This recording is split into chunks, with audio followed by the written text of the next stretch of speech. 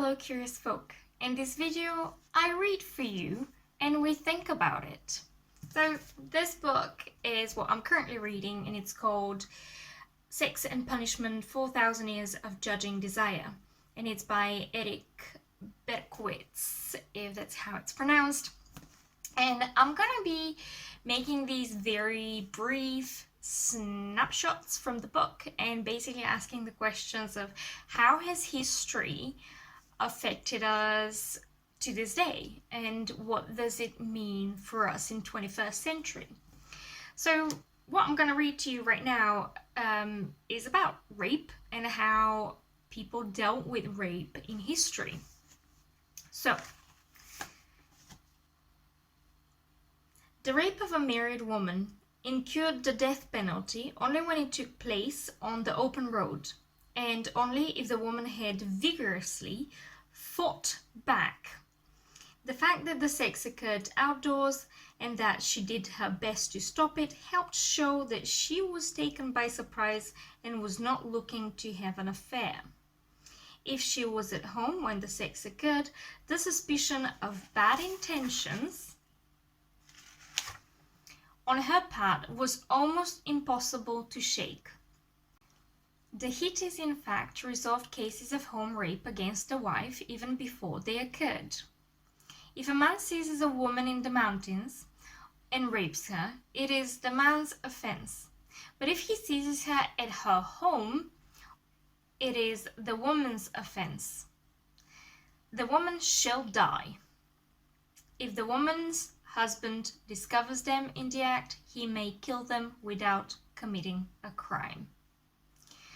So when you think about it, that means that women were not even safe at home. So if you have a guest who comes to your home and rapes you, it's kind of difficult to prove that you didn't invite them and you didn't have consensual sex with them.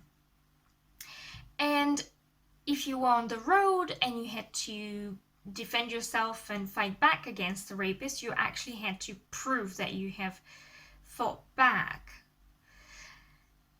And if you think about it, a lot of restrictions on women come from this mentality that, again, it will be a woman's fault if she's out late at night or alone and she gets raped. It is why a lot of women do not report rape, because if it happened in their house, they may be accused of asking for it and lying about it. And this is why, if you think about it, a lot of teenage girls and even grown-ass women will be more restricted or even restricting themselves in terms of going out, staying out late, going undisturbed to events or something. They are always having to think about safety, who they're getting home with, how, if there's transport, if their car is parked at a late place, etc. Because we still blame women for what men do to them. And this is how history is reflected in today's world and still remains. We still victim blame and we still ask women, why were you out on the street at that time? Why were you alone? Why were you wearing this dress? Because the blame falls onto the women way more than the men. And this is something that dates back thousands of years.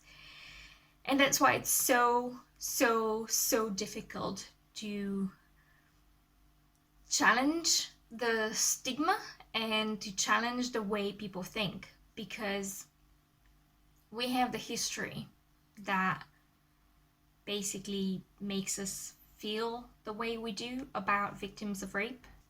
And in the next video, I'm gonna share something about women and slaves and prostitutes and how they were treated in terms of the court system, and obviously how they could or could not defend themselves through legal means. That's from this video today. Hope you enjoyed it, and please let me know what you think. It's a great book. I am one of those really geeky people that do leave notes, and I will be sharing some insights from this book in the next videos.